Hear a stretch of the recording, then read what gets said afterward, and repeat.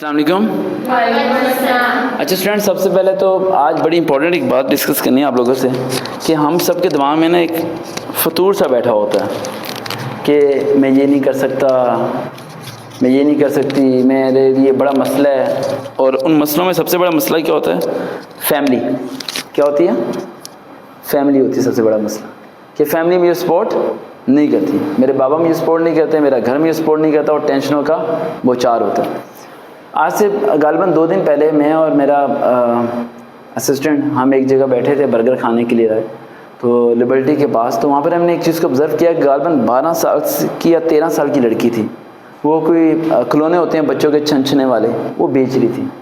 तो मैंने उसे बुलाया, मैंने कहा बेटा कितने का है ये? क्या कहती सर 100 रुपीज़ का है। मैंने कहा शाम से 200 रुपये दे दो। तो वो कहने लगी नहीं 100 का है, 200 का नहीं है। मैंने कहा हम आपसे 200 का खरीद रहे हैं। वो बच्ची चलेगी। हमने बर्गर खाया और हमारा बिल बना 500-600 रुपये। वो बच्ची 100 रुपया कमाने के लिए रात के 9:30-10 बजे लिबर्टी की मार्केट में जब अंधेरा हो जाता है और खूबसूरत तीन बच्ची 12 साल की पठानी खिलौने बेच रही थी सिर्फ 100 रुपया कमाने के लिए, और हम 2 बंदों ने वहाँ बैठ के 600 रुपये ज़ाया कर दिए। तो उस टाइम ये एक बात समझ आई कि अगर कोई शख्स भूखा सोता है तो उसके ज़िम्मेदार हम लोग हैं। हम लोग कुछ एक्स्ट्रा खर्च कर रहे हैं हर चीज़ पे, कपड़ों पे, जूतों पे, खाने पे, घर पे, कोठियों पे, गाड़ियों पे, इन सब चीज़ों पे कुछ एक्स्ट्रा ही खर्च कर रहे हैं हम। हमारी सोच उस मंजिल तक नहीं पहुंचा पाती है हमें जहाँ तक हमें पहुंचना चाहिए। शाम ऑफिस में जो लेडीज़ बैठी हैं ना, वहाँ की लाइट फैन ऑफ करके दरवाज़ा बंद कर उन्हें बुला लो, उन्हें भी यहाँ पीछे बैठा दो, ठीक है? ये चलने दो रिकॉर्डिंग। तो ये चीज़ बड़ी मैंने ऑब्ज़र्व की वहाँ पर। और मैंने वहाँ एक चीज़ को और ऑब्ज़र्व किया कि कितनी बच्चियाँ होंगी और कितने बच्चे होंगे पाकिस्तान में जिनकी ये हालत होगी। 100, 1000, लाख, करोड़, कितने होंगे? बहुत ज़्यादा होंगे। आज मैम यहाँ के बैठ जाएँ पीछे, शाम डोर थोड़ा क्लोज कर, यहाँ बैठ जाएँ बस। तो कितने होंगे? लाखों, करोड़ों। तो उस टाइम दिमाग में हमारे आया कि मेरे दिमाग में हमेशा एक चीज़ बैठी होती है कि हम लोग डिसीजन मेकर नहीं हैं, हम फैसला नहीं ले पा रहे होते, किसी भी चीज़ को करने का फैसला नहीं ले पा रहे होते। तो उस टाइम दिलो दिमाग में एक बात सोचा करो ज़रा सा कि आपसे नीचे कितने ज़्यादा लोग हैं। आपके बाबा बाइक पे आए, आपको छोड़ के चले गए। लाखों लोग हैं जिनको साइकिल तक नहीं है। करोड़ों लोग हैं जिनको पास एक टाइम की रोटी नहीं है। वो 12 साल की बच्ची रात के 9:30-10 बजे सिर्फ उस लिबर्टी के मार्केट में 100 रुपया कमाने के लिए फिर रही थी। क्या पता उससे अपनी माँ को रोटी खिलानी हो, क्या पता बहन भाई को रोटी खिलानी हो, क्या उसकी हालत होगी। जब अल्लाह ताला आपको हाथ देता है ना, पाँव देता है और जिस्म में ताकत देता है, तो इस बात को ज़हन में रखो वो कभी आपके लिए नहीं देता, वो किसी ख़ास काम के लिए उसने आपको दी है। लेकिन आप लोग ख़ास काम कर रहे नहीं हो।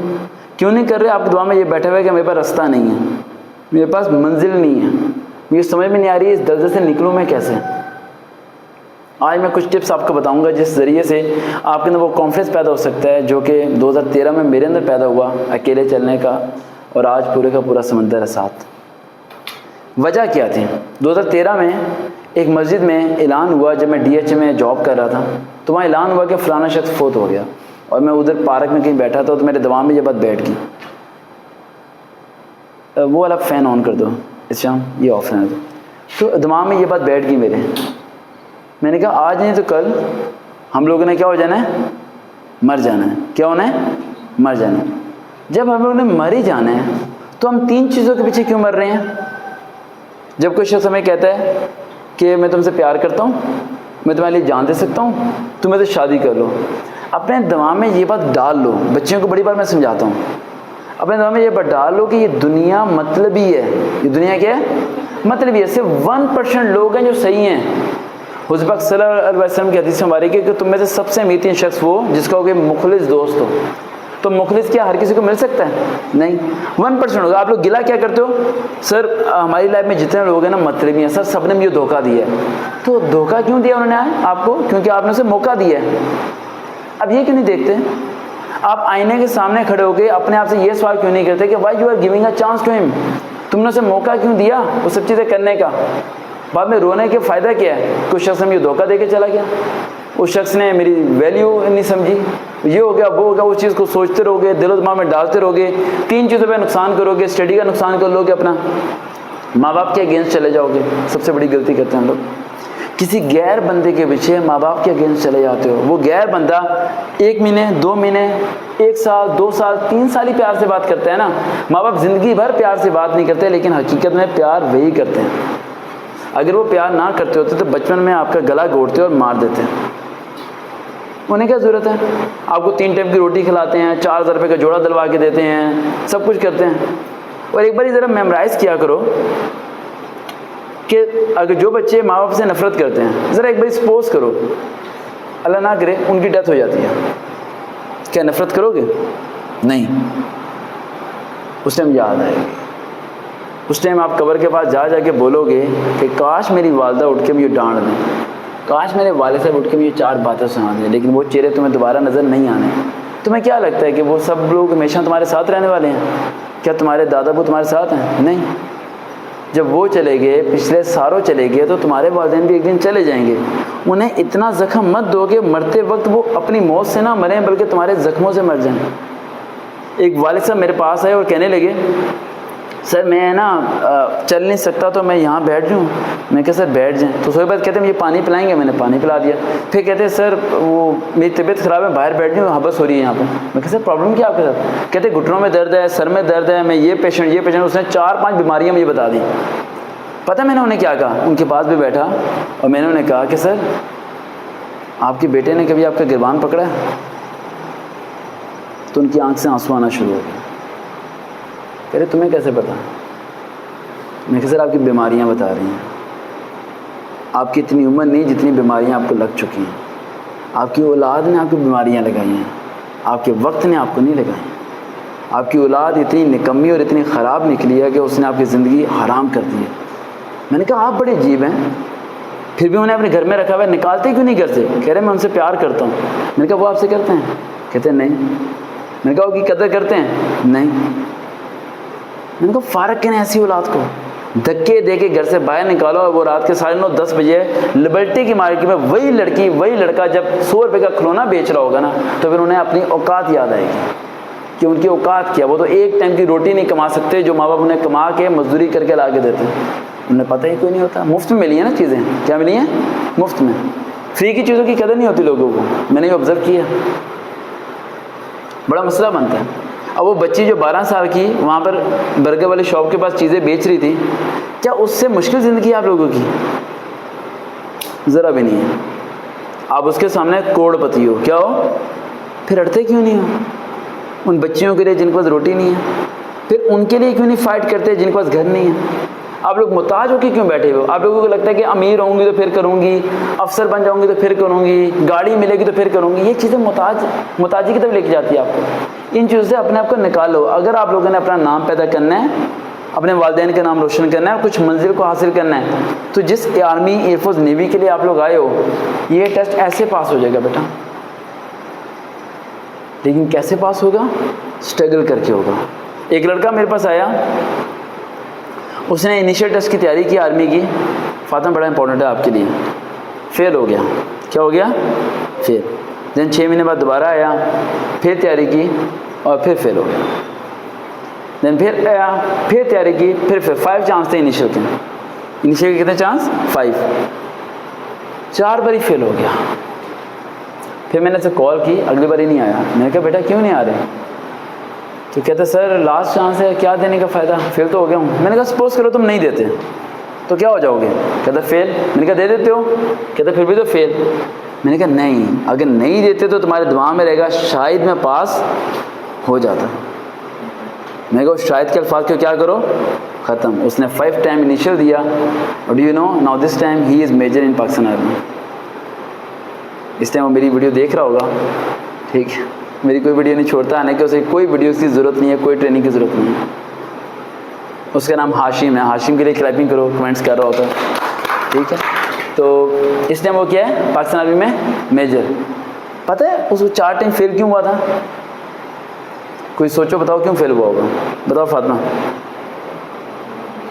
बताएं। तो क्या मान लिया करो, क्यों फेल हुआ होगा? वो फेल हुआ था अपने इर्द गिर्द के लोगों की वजह से। पहला उसने इनिशियल देने से पहले स्टेटस लगाया मेरे लिए दुआ करना, मैं पास हो जाऊँ। सब ने दुआ की, ये फेल हो जाए, फेल हो गया।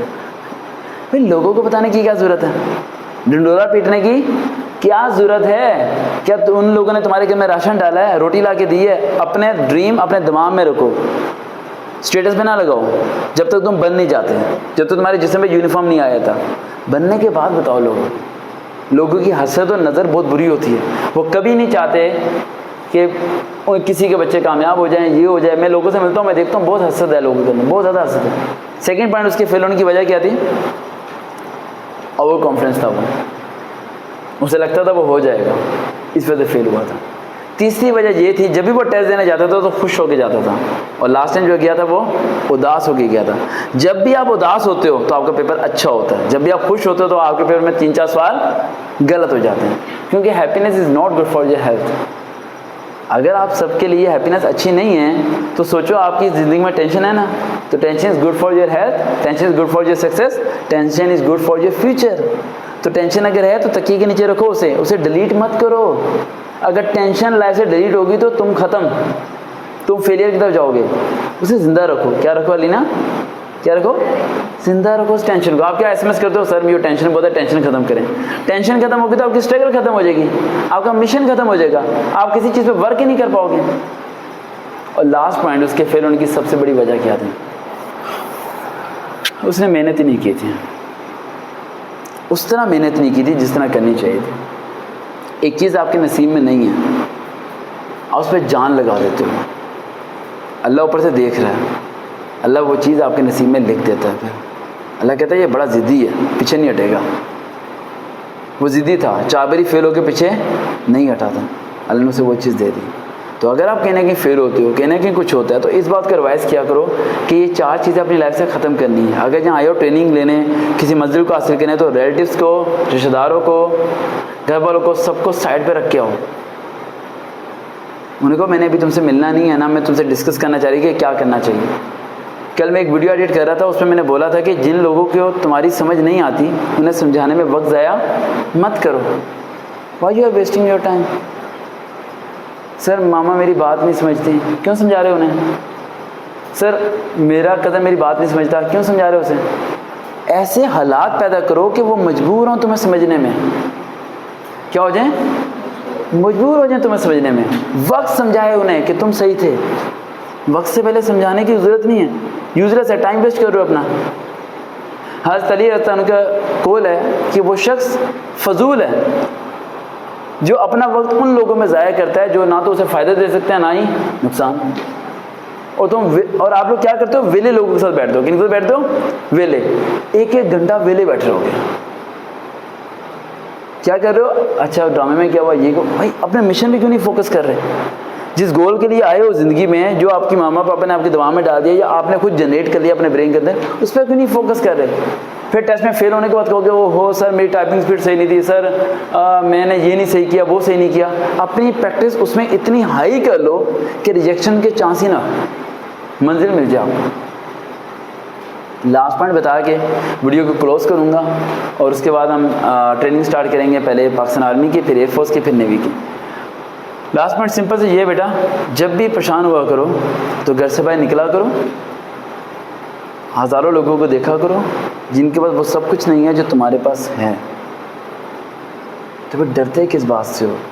ये दिल है ना बड़ा कमज़ोर है, इसमें से पहले डर को निकालो, डर को निकाल के बाहर रख दो और फिर आगे बढ़ने की कोशिश करो।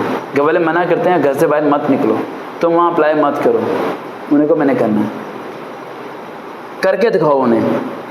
लेकिन उनके ट्रस्ट को कभी ब्रेक नहीं करना, उनके एतमाद को कभी तोड़ना नहीं है, ब्रेक नहीं करना। अगर उनके एतमाद को तोड़ोगे तो वो तुम्हें तो रोक लेंगे, अगली को जाने नहीं देंगे।